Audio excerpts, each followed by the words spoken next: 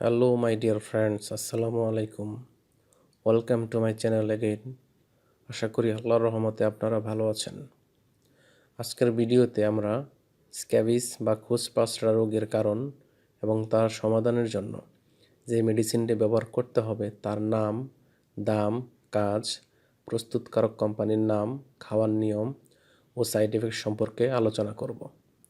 তবে ভিডিওটি শুরু করার আগে আপনাদের প্রতি আমার অনুরোধ, আপনি যদি আমার চ্যানেলে নতুন হয়ে থাকেন তাহলে অবশ্যই চ্যানেলটি সাবস্ক্রাইব করে লাইক, কমেন্টস এবং শেয়ার করতে ভুলবেন না। বন্ধুগণ, মানবদেহে যতগুলো রোগের আক্রমণ হয়ে থাকে তার মধ্যে স্ক্যাবিস বা খোসপাসরা রোগ অন্যতম।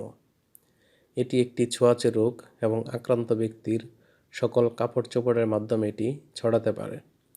এই সমস্যা সমাধানের জন্য আমরা যে মেডিসিনটি ব্যবহার করতে পারি তার নাম হলো অ্যারোট্রিক্স ক্রিম। এটির গ্রুপ বা জেনেরিক নেম হলো পারমিথ্রিন। এটির বিপণন এবং প্রস্তুতকারক কোম্পানির নাম হচ্ছে অ্যারিস্টো ফার্মা লিমিটেড। এখানে ক্রিমের দাম হচ্ছে 28 টাকা। এই ক্রিমের সাথে একটি অ্যান্টিহিস্টামিন গ্রুপের মেডিসিন খাওয়া যেতে পারে, যেমন অ্যালাট্রল 10 mg অথবা ফ্যাক্সো 120 mg।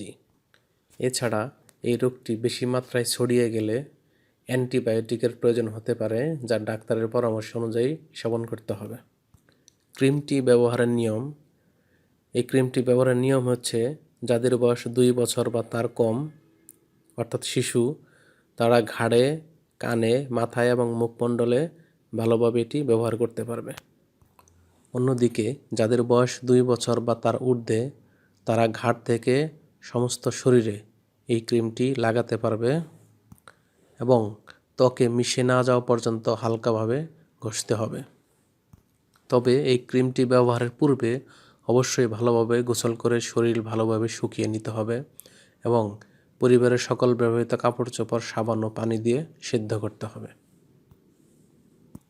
এই ক্রিমটি ব্যবহারের পর স্ক্যাবিস রোগীদের ক্ষেত্রে কিছু পার্শ্ব প্রতিক্রিয়া দেখা যায়, যেমন সাধারণত বার্নিং, স্টিনজিং এবং টিংলিংয়ের মতো সমস্যা দেখা যেতে পারে।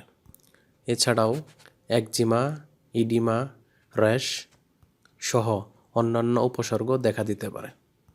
গর্ভাবস্থায় এবং স্তন্যদানকালীন সময় এটি ব্যবহারের পূর্বে ডাক্তারের পরামর্শ নেওয়া ভালো এবং বাধ্যতামূলক। তাই রোগটি বিশাল আকারে ছড়িয়ে যাওয়ার পূর্বে ডাক্তারের সাথে পরামর্শ করবেন। সকল ঔষধ ঠান্ডা ও শুষ্ক স্থানে, আলো থেকে দূরে এবং শিশুদের হাতের নাগালের বাইরে রাখবেন। ধন্যবাদ।